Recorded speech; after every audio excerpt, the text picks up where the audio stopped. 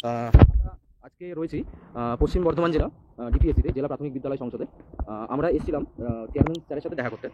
তো আমাদের দেখা করার উদ্দেশ্য হচ্ছে, মানে আমরা কি মোটামুটি কয়েকটি ইনফরমেশন মানে চাইছিলাম স্যারের কাছ থেকে, যে আমাদের নিয়ে কি ভাবা হচ্ছে আর কি, যে আমাদের এই বিগত আমাদের রিক্রুটমেন্ট নিয়ে কি ভাবা হচ্ছে, 22 স্টেটের নিয়ে কি ভাবা হচ্ছে, সেই সব বিষয় নিয়ে আমরা বৃত্তান্ত স্যারের সাথে কথা বলার জন্য আমরা এসেছিলাম। এসো সবাই এসো।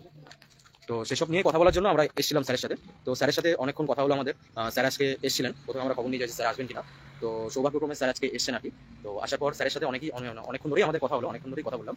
তো কথা বলার পর কিছু তথ্য উঠে এলো, যেগুলো কিছুটা পজিটিভ আবার কিছুটা নেগেটিভ বিষয়।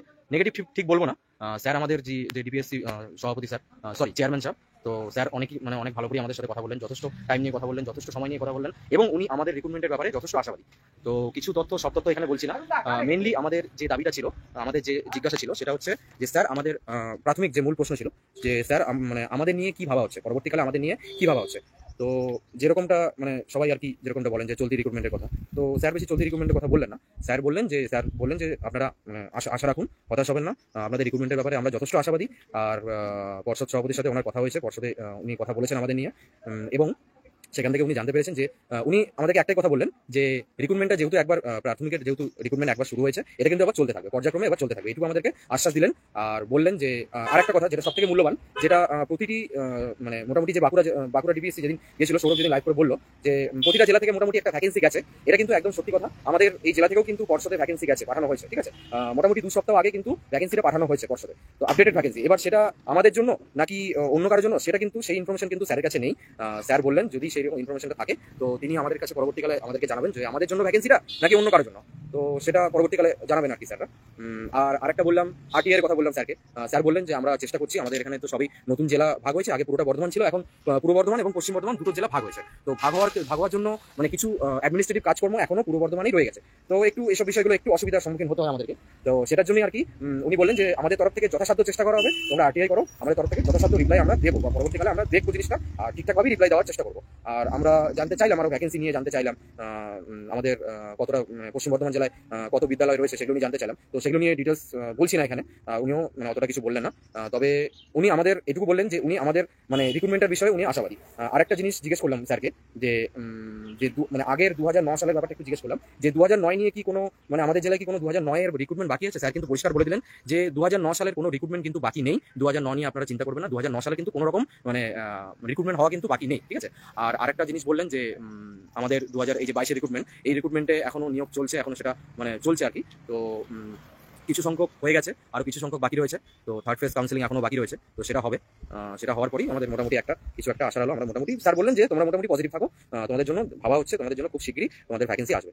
স্যার এটাই বললেন যে পজিটিভ থাকতে বললেন। তো ব্যাস এইটুকুই। আমরা আজকে এসেছিলাম, এই যে সবাই এসেছি আমরা মোটামুটি টোটাল 5 জন এসেছিলাম। সুদেশনা প্রথমে রয়েছে, সুদেশনা রয়েছে, তারপরে কি নাম যেন তোমার, কৌশিক রয়েছে, তারপর তার ঠিক পাশে রয়েছে অর্পণ, এবং তার ঠিক পাশে রয়েছে অনিরুদ্ধ, এবং আমি রয়েছি অবশ্যই। তো আমরা বাস এইটুকুই। তো সবাইকে বলবো যে নেগেটিভ হবেন না, ঠিক আছে, আশা রাখুন, ধৈর্য ধরুন, ফল ঠিক পাবো। আমাদের 22 স্টেট, আমরা একমাত্র স্বচ্ছ স্টেট, সবাইকে বলছি একটু ধৈর্য ধরুন, ফল ঠিক পাওয়া যাবে, ঠিক আছে, ফল ঠিক পাবো। যেরকমটা স্যার বললেন আমাদেরকে ধৈর্য ধরে রাখতে বললেন, ধৈর্য ধরুন, সবাই ধৈর্য ধরুন, মানে এদিক ওদিক বিভ্রান্ত হবেন না, বিভ্রান্তি ছড়াবেন না, নিজেদের উপর বিশ্বাস রাখুন। আমাদের টেট একমাত্র স্বচ্ছ টেট, হয়তো একটু দেরি হচ্ছে। আর স্যার কিন্তু এটাও বললেন, আরেকটা জিনিস বলি, স্যার কিন্তু এটাও বললেন যে ভ্যাকেন্সি কিন্তু যথেষ্ট ভালো রয়েছে। এটা আমি জানাই সবাইকে যে ভ্যাকেন্সি কিন্তু যথেষ্ট ভালো রয়েছে। তো দেখা যাক কি হয়। স্যার কিন্তু পরিষ্কার বললেন যে একটু দেরি হচ্ছে, কিন্তু তোমাদেরটা হবে, তোমাদের স্বপ্ন ঠিক একদিন পূরণ হবে। আর আমরাও চাই যে তোমাদের স্বপ্নটা পূরণ হোক, তোমরা শিক্ষক রূপে স্কুলে যেতে পারো। স্যার এটাই বললেন, আর বেশি কিছু আর বলছি না সেরকম, ঠিক আছে। তো লাইভটা এখানে শেষ করছি। সবাইকে বলবো, সবাইকে সংগ্রামী অভিনন্দন রইল। সবাইকে আবার বলবো যে সবাই আশা হারাবেন না, সবাই আশাতে থাকুন, আশা নিয়ে থাকুন, সবাই নিজের প্রতি বিশ্বাস রাখুন। আমরা স্বচ্ছভাবে টেট পাস করেছি, একমাত্র টেট আমরা যেটা আমরা স্বচ্ছভাবে টেট পাস করেছি, ঠিক আছে। আমাদের ঠিক একদিন আমরা ঠিক জিতবই, ঠিক আছে। তো সবাই কেউ আশা হারাবেন না, এই বলে আমি আমার বক্তব্য শেষ করছি। তো সকলেই যারা আমার জেলা থেকে যারা এসেছিলেন, অর্পণ থেকে শুরু করে, সুদেশনা থেকে শুরু করে, কৌশিক থেকে শুরু করে, অনিরুদ্ধ থেকে শুরু করে, প্রত্যেককে আমি অসংখ্য ধন্যবাদ জানাই এভাবে পাশে থাকার জন্য। আর ঐক্যমঞ্চকে অসংখ্য ধন্যবাদ জানাই এভাবে দিনের পর দিন এইভাবে লড়াই করার জন্য, একটা প্ল্যাটফর্ম এইভাবে তৈরি করে দেওয়ার জন্য। এই লড়াই কিন্তু চলবে, এই লড়াই চলতেই থাকবে যতদিন না পর্যন্ত আমাদের 22 স্টেট পাসদের, যতদিন না পর্যন্ত নিয়োগ নোটিফিকেশন থেকে শুরু করে, যতদিন না পর্যন্ত আমাদের আমরা স্কুলে যেতে পারছি, ততদিন কিন্তু এই লড়াই চলতে থাকবে, আমাদের লড়াই চলতে থাকবে, ঠিক আছে। পাশে থাকুন, সঙ্গে থাকুন, সবাইকে সংগ্রামী অভিনন্দন রইল, ঠিক আছে। আমরা আজকে মুর্শিদাবাদের তরফ থেকে আমাদের টিম আজকে ডিপিএসসিতে এসেছিল, কিন্তু সেখানে চেয়ারম্যান আছেন, ডিআইও আছেন। তো আমরা হেড ক্লার্কের সাথে কথা বললাম, আমাদের কাগজপত্র যা যা দেওয়ার ছিল সব দিলাম। বিশেষ কিছু খবর নেওয়ার জন্য আমরা এসেছিলাম, সেটা আপনারা সকলেই অবগত। তো আমি বেশি দীর্ঘায়িত করবো না লাইভটাকে, হ্যাঁ, পয়েন্টে কথা বলি। ভ্যাকেন্সির কথা জিজ্ঞেস করা হলো, ভ্যাকেন্সির কথা জিজ্ঞেস করা হলো, ওনারা বললেন যে পরশু দিনই আমাদের ভ্যাকেন্সি মেনশন করে বললেন যে তোমাদের ভ্যাকেন্সি পাঠিয়ে দেওয়া হয়েছে পরশু দিনই। আচ্ছা, এটা তোমাদেরই ভ্যাকেন্সি সেটাও বললেন। আর ভ্যাকেন্সি কেমন থাকবে যেটা একটা আমাদের ম্যাটার অফ কনসার্ন, তো সেখানে একটা চিন্তার বিষয় রয়েছে, তো সেটাও বললাম। তো উনি বললেন আমাদের আন্দোলন উনি দেখেছেন, এরকম বিভিন্ন কথাবার্তা ওনার সাথে ভালোই গল্পের সাথে কথাবার্তা হচ্ছিল। তো সেক্ষেত্রে উনি বললেন যে একটা টাস্ক দিলেন হালকা, যে 1:2 বা 3:2 3:2 এরকম, মানে ভালো হলে 3:2 থাকতে পারে, বাট একটা কথা আছে এর মধ্যে, এটাকে আমরা ধরে নিয়ে আনন্দে লাফাবো না। সিচুয়েশন অনুযায়ী কিন্তু কমতে বাড়তে পারে, এটা আমাদের মাথায় রাখতে হবে। আমরা একটা খবর নিয়ে নিলাম, একটা দল গিয়ে এদিকে এসে গেল, আর কিছুজন লাইভ দেখে ভেবে নিল এরা তো বলেছে মানে এই ভ্যাকেন্সি আসবে, এই ভুল ধারণা যেন তারা জ্ঞাপন না করে। সময় অনুযায়ী, আচ্ছা আর একটা কথা বলি, সেটা হলো যে কবে আসতে পারে। হ্যাঁ, সবার একটা তীর্থের ডাকের মতো সবাই অপেক্ষারত যে কবে আসতে পারে। তো সেখানে আমরা ট্যাক্টফুলি জানার চেষ্টা করলাম যে কবে আসতে পারে। আমি এরকমভাবে বললাম যে আমার পাশে যিনি দাঁড়িয়ে আছেন, হ্যাঁ উনি তো একটু ওভারেজ, তো কনসার্ন, এজ নিয়ে একটুখানি চিন্তিত, তো পুজোর পরে এজ ওভার হয়ে যেতে পারে। তো স্যার খুব চিন্তায় আছে। তো স্যার বললেন যে চিন্তা করতে পারো। হ্যাঁ, তো একটাই কথা, তো বুঝে নিতে হবে। আর সিচুয়েশন অনুযায়ী দেরিও হতে পারে, এটুকুটা বলে দিচ্ছি, মানে উনি স্পষ্ট করে এই কথাগুলো বলেছেন। হ্যাঁ, হঠাৎ করে আমরা যখন হয়তো আশা করছি না তখন চলে আসতে পারে। তো আমাদের আন্দোলন, আমাদের প্রচেষ্টা, এগুলো বিভিন্নভাবে ডিপেন্ড করছে। ক্লাস 5 ইনক্লুডের ব্যাপারটা বলেন, তাই ক্লাস 5 ইনক্লুডের ব্যাপারে মানে ওটা একটা গুরুত্বপূর্ণ কেস, যেটা উনি নিজেও মেনশন করলেন। হ্যাঁ, যে ক্লাস 5 ইনক্লুড হলে তোমাদের তো ভ্যাকেন্সি বাড়বেই। এবার আমাদের হাতে যতটুকুটা রয়েছে ততটুকুটা করছি। তো যেহেতু ক্লাস 5টা একটা ইম্পর্টেন্ট, তো সেটা নিয়ে কেসও করা হয়েছে। তো সেটা নিয়ে আপনারা ফান্ড দিন। হ্যাঁ, ক্লাস 5 ইনক্লুডের যে কেসটাতে, সেটাও হ্যাঁ সেই কেসটা মনে হয় ডেট আছে, রিসেন্টলি ডেট আছে একটা 3 তারিখ। 3 তারিখের দিকে একটা ডেট আছে।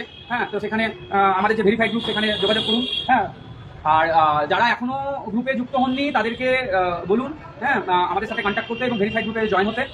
আর কি কথা ছিল? আর কিছু নেই দেখা। এইটুকুটাই।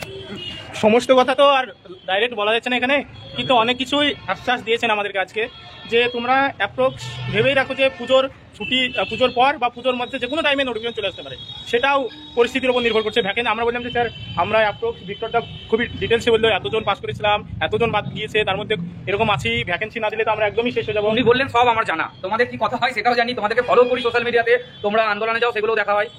এমনকি ওনার যে ছেলে মেয়ে, উনি এটা বললেন যে পাস করেছে 2022 স্টেট পাস, তাই চিন্তা করো না তোমাদের নিয়ে। আর দুদিন আগেই আমাদের এখান থেকে ভ্যাকেন্সি কালেক্ট হচ্ছে। আমরা আবার ডাইরেক্ট বললেন না, বলছি এভাবে বলা যায় না। তারপর বিক্রমদা লজিক খেটে জিজ্ঞেস করলেন, উনি তখন না এড়িয়ে যে বললেন যে হ্যাঁ, একদম ডাইরেক্ট হ্যাঁ বললেন, কিন্তু কথার মধ্যে হ্যাঁ আছে যে হ্যাঁ এই ভ্যাকেন্সিটা তোমাদের জন্য কালেক্ট করা। তাই